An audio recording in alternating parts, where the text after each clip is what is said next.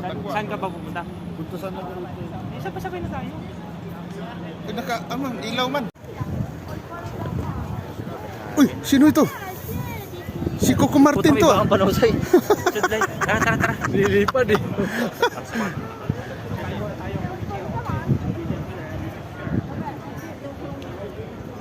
Tara.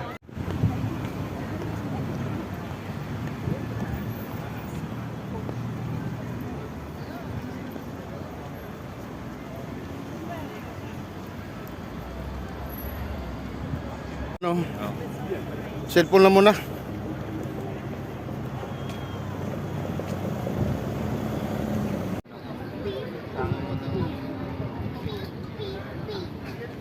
Pataas. Ang mapataas lang sa building ang may-ari, ano lang, government.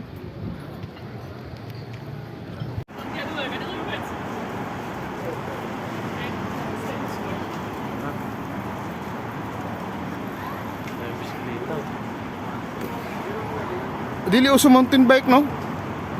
Street Ano ba yan? City Hall?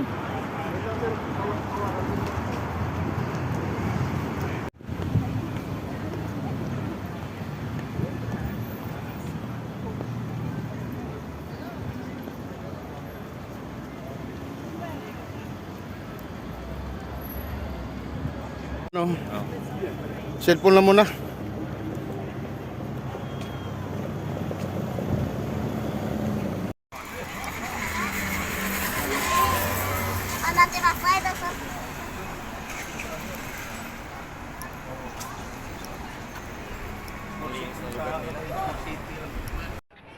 Ang kinin naman niya yan, ay wala namang mukha mo dyan. I-voice over niya lang daw. Kukunin ni Pampi.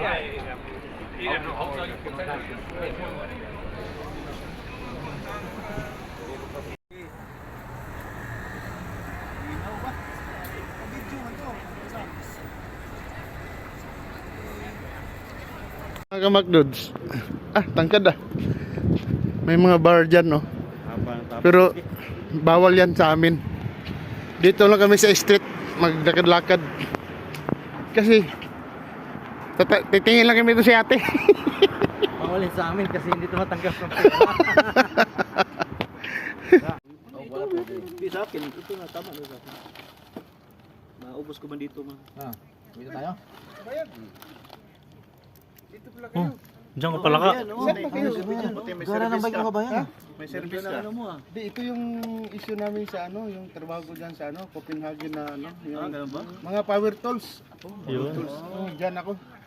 Ano pangalan ng power tools mo kabayan? Ang McDonald's TV power tools. Mga lasing na nagbanggaan. Kaya mo sila. Ayan, naganda. Tingnan mo. Ito, tahimik eh. Yan, ito yan, oh. Yan. Dito ko ilagay, ha, kabayan. Ano bang ino na dyan? Pwede tayo dyan? Bakit si Mayor nag-ano na yan? Ha? Grabe ito, ano.